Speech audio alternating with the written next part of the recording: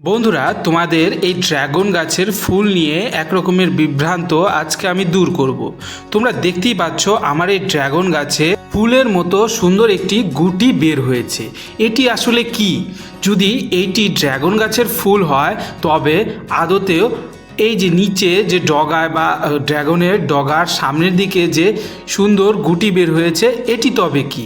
বন্ধুরা, এই জিনিসটি বা এই গুটি, নতুন নতুন যে গুটি লাল লাল এই গুটি আর এই গুটি, এই দুটির মধ্যে পার্থক্য হলো এই যে বন্ধুরা, নিচে যে দেখতে পারলে ওইটি ছিল ফুল আর এইটি হলো নতুন কুশি বা ডগা সুন্দর ফুলের মতো বের হয়েছে।